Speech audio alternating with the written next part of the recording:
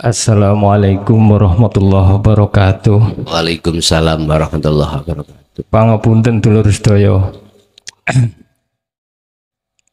Ngaten Gus. Di dalam ajaran Dinul Haq itu kan bagaimana ruh itu hanya berkasih mesra dengan hidup saja. Qalu bala syahidna, awalnya kan dari situ, kesanggupan itu. Maka didatangkanlah penggoda nafsu nafsiyah. Di dalam perjalanan kawula niku ketika memahami nafsu nafsiyah, loh, nafsu sendiri ini kan la haula wala quwwata illa billah. Bukan siapa-siapa, ini juga hidup. Dados menawi basa kula niku kaya jeruk mangan jeruk, ngapunten nggih. Dados loh, yang diuji sebetulnya hidup. Pengujinya yang katanya nafsu nafsiyah itu pun hidup. Di titik situlah kula niki plunga-plungu kawula niki. Duh, Masya Allah ngaten. Lajeng nomor kalih ngaten. Di dalam ajaran Dinul Haq juga disampaikan bahwa jalan dari untuk wusul ke alam Allah, alam hidup itu ada dua. Jalur wasilun yang outputnya nanti insanul kamil kados Nabi besar Muhammad bin Abdullah ngaten nggih. Lajeng nomor kalih jalur majdubun. Pertanyaan kawula, siapa yang berpotensi untuk jalur wasilun dan siapa yang berpotensi untuk kemajdubun? Pangapunten akhiron. Wassalamualaikum warahmatullahi wabarakatuh. Waalaikumsalam warahmatullahi wabarakatuh. Ketika saat rohaniyah sudah melewati muraqabah kemusyahadah, maka akan sadar antara yang tadinya mana yang diuji dan mana yang menguji dan perkara yang dibuat untuk ujian. Artinya ketika saat di jalur musyahadah semuanya itu sudah tiada. Semua itu sudah tiada. Laksana jeruk makan jeruk. Memang benar. Memang benar. Tetapi hukum ujian yang diuji, yang menguji itu berlaku pada saat di wilayah kita ketika di luar musyahadah. Apakah ada di muraqabah atau kita itu bicara tentang makom, apakah di makom mukasyafah atau muhadharah. Di wilayah itulah ujian itu akan berlaku. Innama amwalukum wa auladukum fitnah. Tetapi rohaniyah manakala sudah sampai di musyahadah, maka semua itu tidak berlaku karena sudah tiada. Sehingga jenengan mengistilahkan jeruk makan jeruk. Betul. Dari pertanyaan mana potensi, siapa yang berpotensi yang dijalankan Allah di jalur wasilun dan majdubun, mohon dilihat kronologi Pak. Output daripada wasilun itu insanul kamil. Jalur wasilun itu dididik dulu tentang ilmu. Difahamkan dulu tentang ilmu, bagaimana caranya kau berperang melawan hawa nafsu atau membersihkan iman selain Allah yang sudah bersarang di dalam hati. Setelah ilmu itu dianggap cukup oleh Allah bagi salah satu hamba yang digendaki diwasilun, maka selanjutnya pasti ada tindakan yang kedua adalah wa amilu amalan solihan, yaitu kholwat atau uzlah, atau bisa diartikan zuhud, atau meditasi, atau topo, yang semuanya itu mempunyai arti satu, yakfur bit-taghut wa yu'min billah, membersihkan, meninggalkan iman selain daripada Allah yang sudah bersarang. Tentunya pasti di situ akan dibekali oleh Allah bagaimana alat cara untuk membersihkan iman ini. Kembali lagi pada ilmu tadi, dikenalkanlah kita di dalam diri sifat basariyah dan basiroh. Iku ilmu bahwasanya basyariyah ada dua nafsu yang selalu mengajak kau selalu melalaikan Allah, yaitu nafsiyah dan amaroh. Dikenalkanlah di dalam ilmu tadi tentang sifat basiroh yang di dalamnya ada nafsu yang dirahmati, apa? Lawamah dan mutmainnah. Dikenal semuanya. Seiring berjalannya waktu dia berkholwat, maka disitulah Anda akan dijatuhkan Allah ruhaniyah itu di dalam alam musyahadah atau makom musyahadah, makom ma'rifatullah.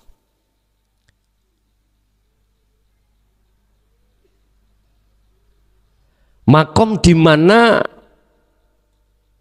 sudah sampai pada tujuan. Iku makom ma'rifatillah. Surat An-Najm ayat 42. Allah katakan tujuan akhir Anda adalah bertemu Allah. Al-Muntaha, tujuan akhir. Mereka yang berpotensi di dalam jalur wasilun itu mereka yang sudah dibekali ilmu untuk bagaimana caranya kholwat sampai pada Allah. Akhirnya dikasih dua syarat. Barang siapa yang ingin bertemu Tuhannya, wa man kana yarju liqa'a rabbi, Al-Kahfi 110, bahasanya itu Rabbi. Wa man kana yarju liqa'a rabbi. Rob itu umum Pak Bu. Nek Allah khusus. Nek Rob itu umum. Rob Tuhan. Berarti ini boleh umat Islam secara syariat, boleh umat selain Islam secara syariat. Karena memakai Rob.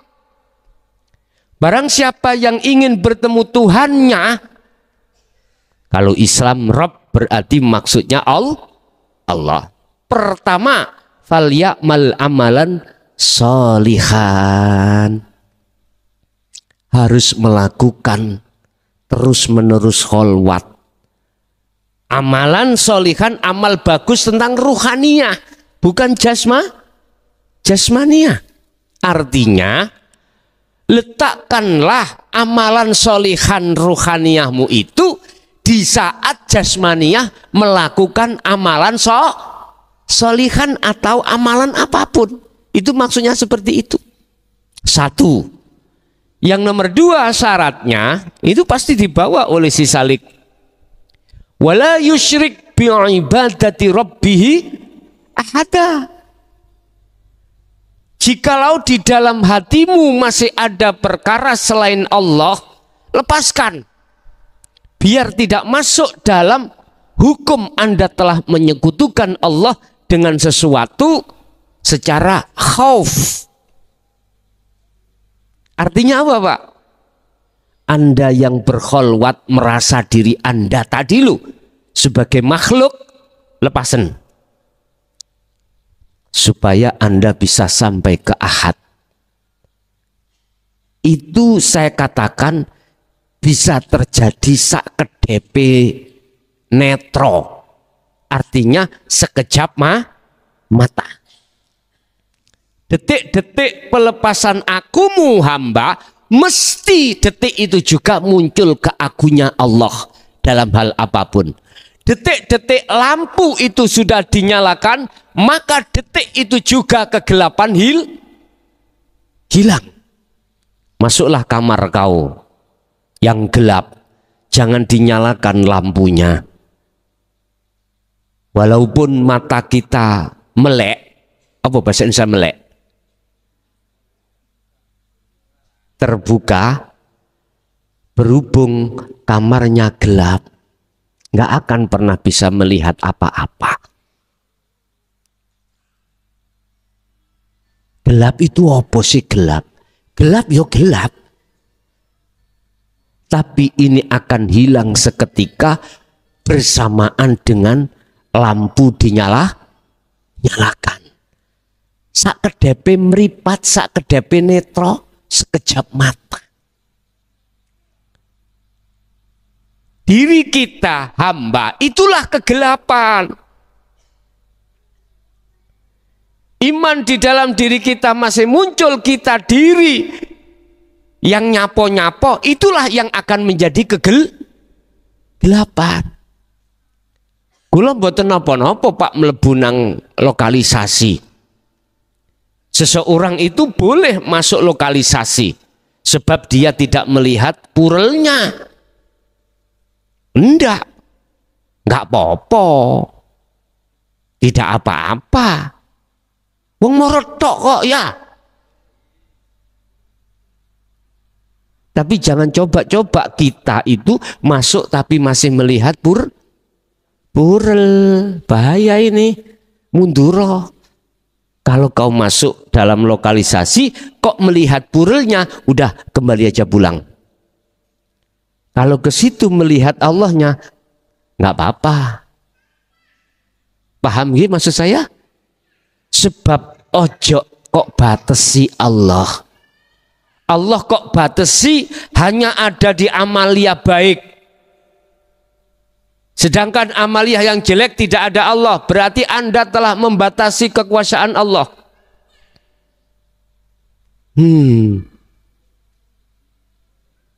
Kang, Gusti Allah itu di mana aja? Ada di mana? Ada di mana? Ya perkara-perkara yang baik. Lah terus yang jelek, orang mencuri dan lain sebagainya yang maksiat. Itu Gusti Allah enggak di situ ya? Enggak. Berarti Anda telah membatasi Gusti Allah. Itulah mereka, mohon maaf kembali, siapa yang berpotensi diwasilun sehingga outputnya menjadi insanul kamil. Seperti Rasulullah. Mereka lah yang dididik dari satu ilmu, lanjut kedua amal, ketiga fastaqim, istiqomah. Wes, ini mereka yang berpotensi di jalur wasilun. Berarti apa? Tidak ada tabrakan syariat dengan hakikat. Karena syariatnya sudah dinetralkan dengan hakikat, akhirnya sampailah ke makrifat Allah. 1, 2, majdubun, siapa yang berpotensi? Biasanya Pak, tidak dibekali ilmu, langsung disuruh praktek, langsung disuruh kholwat. Mohon maaf, saya mengatakan ini, kami pun pernah melakukan. Artinya Allah memperjalankan kami seperti itu. Memperjalankan saya seperti itu. Siapa yang berpotensi di situ? Biasanya mereka yang tidak dibekali wawasan ilmu. Langsung guru itu menyuruh kita untuk berkholwat. Baca ini. Nggih kebingungan jenengan. Nanti kau harus tahu. Engkau nanti kamu ketemu susuane angin, udara. Carilah gali kangkung, misalkan gitu. Wis bingung tok Pak isine Pak. Udah, Allah itu di mana-mana dan tidak kemana-mana. Wa nahnu aqrabu ilaihi min hablil warid. Dan Allah lebih dekat di urat nadimu. Udah, ini dikirkan tahu terus Pak. Akhirnya kita mengalami sesuatu di alam bawah sadar. Artinya akal ini di-off-kan Allah. Wes, kadung gendeng nang Gusti Allah. Akhirnya ya udah, tidak ngereken hukum-hukum urusan dohir. Terus saya ditanya, Gus, bagaimana menurut Anda orang-orang yang dipotensikan Allah untuk menuju Allah di jalur Majidubun, salah apa benar? Tak jawab, benar. Mereka yang dijalankan di Wasilun, salah apa benar? Benar. Saya tidak ada alasan untuk membatasi Allah. Enggak membatasi. Makanya kemarin dulu saya ditanya oleh salah satu jamaah terkait Isra Mi'raj Kanjeng Nabi.